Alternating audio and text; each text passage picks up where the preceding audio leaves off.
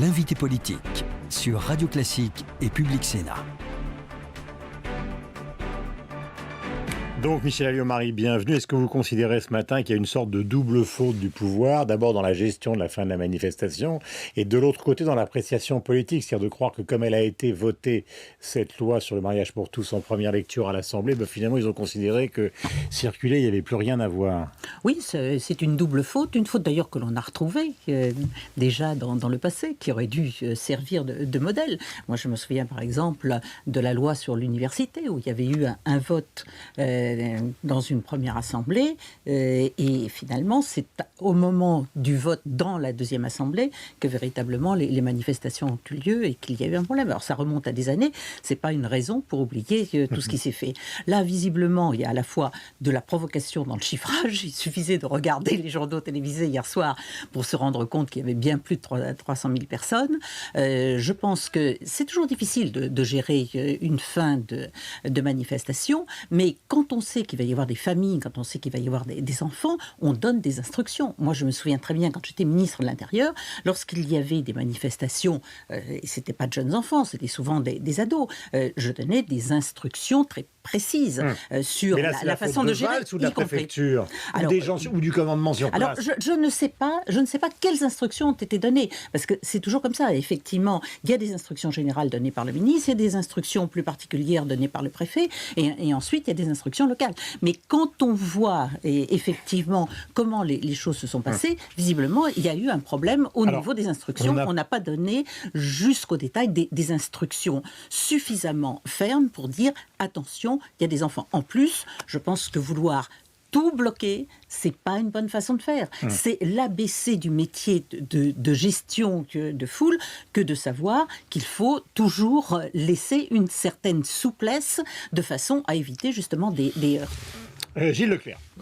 Michel Alliot-Marie, on a entendu dans cette manifestation aussi des slogans anti-Hollande. Il y a également le deuxième tour de l'élection législative dans l'Oise avec un Front National à plus de 48%.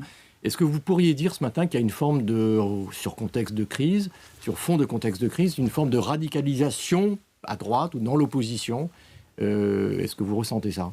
Je pense qu'il y a une forme de durcissement. Et c'est vrai que l'attitude du président de la République sur une question aussi fondamentale, parce que c'est le fondement même de nos institutions, le fondement de notre société qui est en cause. Avoir cette attitude consistant à dire j'ai une majorité à l'Assemblée nationale et je me moque complètement de ce que peut dire le peuple, qui est quand même celui qui a la légitimité, c'est un vrai problème.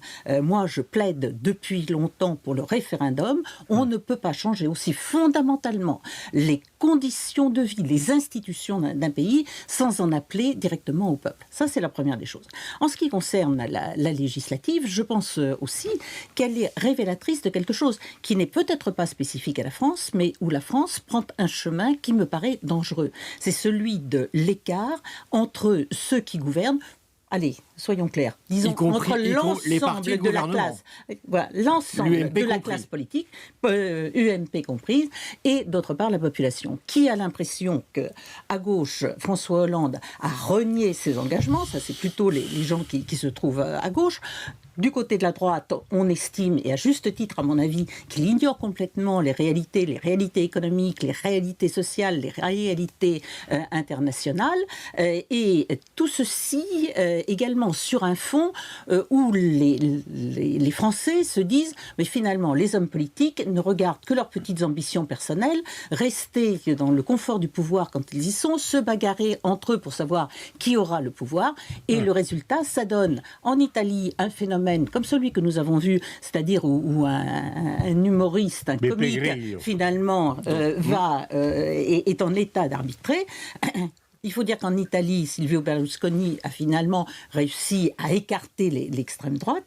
Dans notre pays, ça n'est pas le cas. Et je pense effectivement que cette élection d'hier est significative de ce que des socialistes n'hésitent plus à voter pour le Front National. Il suffit de regarder les résultats. Significative aussi d'un rejet d'une certaine façon de faire de la politique. Et je crois qu'il est grand temps qu'on en change et qu'on montre que la politique, c'est important pour la cohésion nationale et qu'il faut que la politique s'intéresse prioritairement aux vrais problèmes des Français, c'est-à-dire des problèmes d'emploi, des problèmes de pouvoir d'achat. Ça veut dire quoi pour votre camp Pardon ? c'est une forme d'autocritique quand même, oui, également pour l'UMP, ce que vous dites ce matin. Mais bien entendu, mais je le dis pour Donc tout c'est le quoi monde. la porte de Et sortie? si j'ai écrit un Au cœur livre de l'État. aujourd'hui, en profitant justement d'avoir un peu de recul, et c'est ça l'intérêt d'avoir une pause dans une carrière politique, que de prendre un peu de recul, c'est pour dire, il y a à la fois dans l'État, dans le fonctionnement politique, des choses passionnantes, extraordinaires, et puis il y a également des choses qui ne vont pas et qu'il faut modifier. Mais est-ce que vous considérez justement, parce que vous dites que vous êtes l'un des rares ministres justement de la justice qui ne s'en est pas pris aux magistrats, que dans l'autre affaire qui défraie la chronique, qui est celle de la mise en examen de Nicolas Sarkozy, il y a eu une faute préalable qui est effectivement de les avoir traités de petits pois. Donc sur une affaire comme celle qui est l'affaire Bettencourt, pour simplifier, il se venge. Écoutez, moi je me fais une haute idée C'est de vous la... qui l'avez écrit. Hein. Absolument, je me fais une haute idée de la justice. Et je pense que la grandeur du métier de magistrat, il y a beaucoup de magistrats qui sont à la hauteur de cette grandeur, c'est justement de donner le sentiment à tous les Français que leur décision est prise d'une façon objective et non pas en fonction de leurs sentiments propres, voire de leur appartenance politique. Ouais. Et il y a une chose, moi, qui m'a beaucoup choquée ce week-end.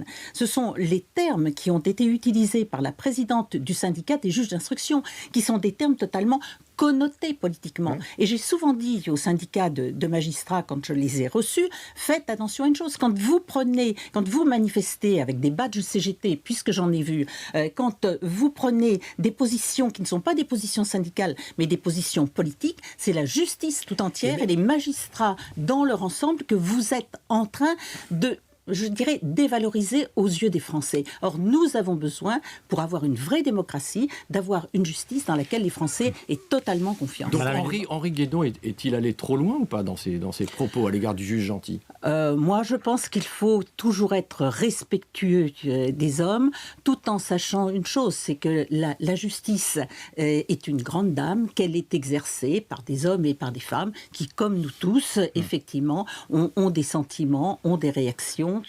et se trouve parfois dans une attitude qui n'est pas celle que l'on pourrait attendre. Ceci dit, sur un cas particulier, comme ancien garde des Sceaux, je me garderais bien effectivement de me prononcer à l'égard d'une décision. En revanche, ce que je dis, c'est que c'est surprenant. Je ne me suis pas toujours entendue avec Nicolas Sarkozy. On le sait, je le dis également dans le livre. Pour autant, on ne l'imagine pas. Et surtout lui, je dirais, en train de détrousser en quelque sorte une vieille dame ou à faire de l'abus de faiblesse. Et il y a des éléments matériels, si vous voulez, et juridiques qui font que l'on peut s'interroger effectivement sur la décision. Mais tout à l'heure, Michel Alliot-Marie, vous parliez de démocratie et on se retrouve effectivement, Gilles a raison, avec un Front National à 48, avec une manifestation qui veut bousculer le pouvoir et avec finalement des juges qui font de la politique. Tout ça n'a strictement aucun rapport avec un vote, justement. Donc on est dans un climat... Je dis effectivement, et c'est ma conviction profonde, nous sommes dans un climat dangereux. Et je dis, ressaisissons-nous. La France est quand même un modèle, une référence en matière démocratique et dans le monde entier. Aujourd'hui, avec un certain nombre de dérives et avec des attitudes de François Hollande, et avec des attitudes de François Hollande et de la majorité socialiste, nous nous trouvons à des moments d'exaspération. François Hollande, qu'est-ce qu'il fait ? Il navigue à la godille. Ça veut dire qu'il fait un coup à droite et il renie les engagements qu'il a pris vis-à-vis de son électorat, un coup à gauche, et il dénie les réalités qui sont celles de l'économie française, qui sont celles des nécessités de l'emploi, qui sont celles d'un contexte international qui est un contexte de crise européenne et mondiale. Est-ce que vous considérez justement que cette mise en examen qui est contestée maintenant par les avocats de Nicolas Sarkozy va au contraire accélérer son retour en politique ? Parce que vous le connaissez bien, vous en parlez beaucoup et même psychologiquement. Oui, bien sûr, je me garderai de faire de la psychologie. Je parle simplement sur la base d'un certain nombre d'exemples. Comme une injustice, est-ce que ça le pousse justement à aller à la bataille maintenant ? Oui, certainement, parce que Nicolas Sarkozy n'est pas quelqu'un qui baisse les bras et quand il se sent attaqué, eh bien qu'il réagit et quand il a le sentiment d'être victime d'une injustice, qu'elle soit politique ou autre, eh bien ça lui donne envie d'agir, bien sûr. Merci Michel Alliot-Marie. Le livre s'appelle Au cœur de l'État, donc il raconte l'ensemble de votre parcours professionnel avec non, pas l'ensemble.